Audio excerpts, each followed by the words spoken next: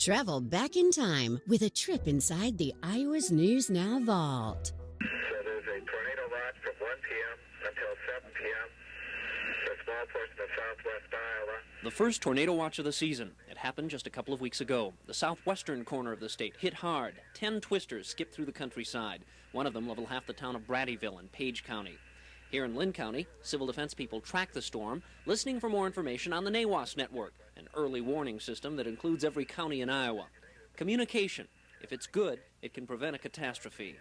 This is the essence of the whole thing. If you're not able to keep track of the potential threat, you're certainly not well aware when it turns to an actual threat.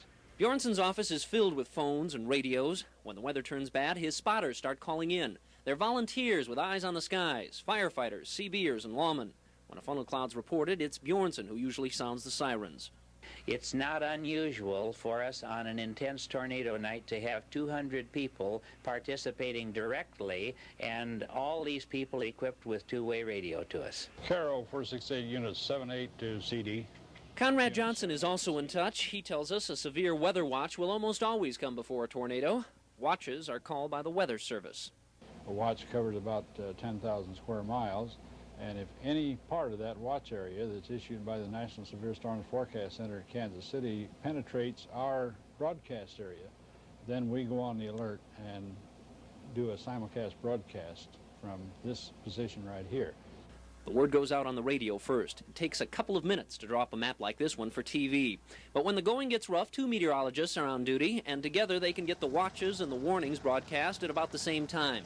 Conrad says the system works well. But there is a problem that comes up every year. Some people still don't know the difference between a watch and a warning. The skies may be blue overhead, and a watch is issued. That means that you give time to prepare. And if you get a warning, it's time to act. So preparation for the watch, act on the warning. Chris George, Channel 2 News Watch, Cedar Rapids.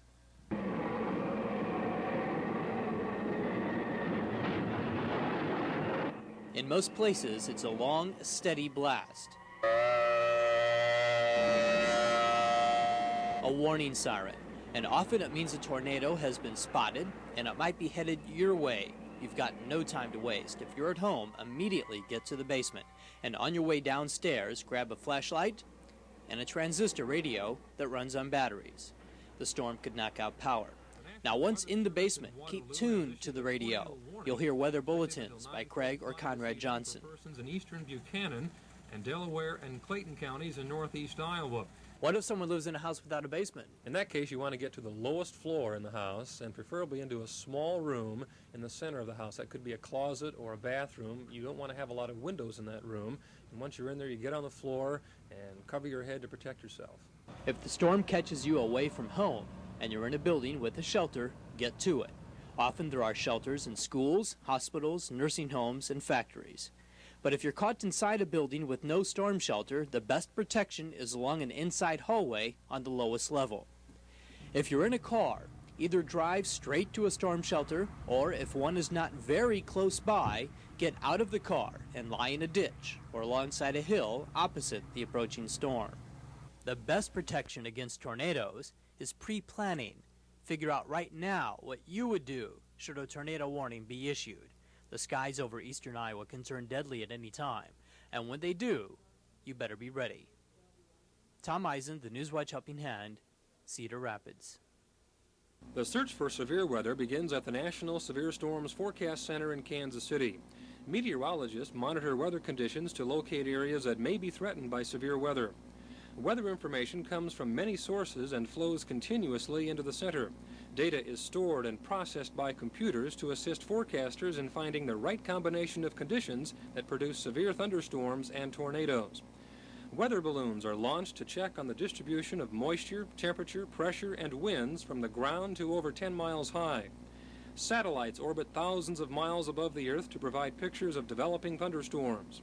This view shows thunderstorms over Nebraska, Iowa, and Missouri on May 6, 1975. Clear, dry weather dominates much of Nebraska and Kansas, but as the dry air pushes eastward, a line of towering thunderstorms develops. In just a few hours, severe thunderstorms exploded along a squall line, and a tornado roared through Omaha. While the damage produced by severe thunderstorms and tornadoes occurs along a narrow path, the ingredients needed to produce severe weather converge after traveling hundreds of miles. As dry air pushes into warm, moist, unstable air, clouds blossom upward. Cold air pours in from the north, and at high altitudes, a jet stream races over the growing thunderstorms. Conditions are right for an outbreak of severe thunderstorms and tornadoes. Here is a thunderstorm from our point of view. This storm is 30 miles away and draws air from miles around into its updraft. In this graphical representation, imagine you are looking northwest. To the left, on the southwest side of the storm, are rapidly building cloud towers. This part of the storm is generally free of rain. Rain falls here, to the north and east of the building cloud towers.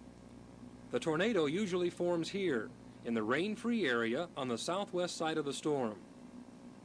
Most tornadoes form out of a feature known as a wall cloud. A wall cloud is an isolated lowering of the cloud base, and it indicates an area of intense updraft in the thunderstorm. Most wall clouds are 1 to 3 miles in diameter and are usually found in the rain-free area on the southwest side of the storm. Wall clouds should be watched closely. They represent the most dangerous part of the storm.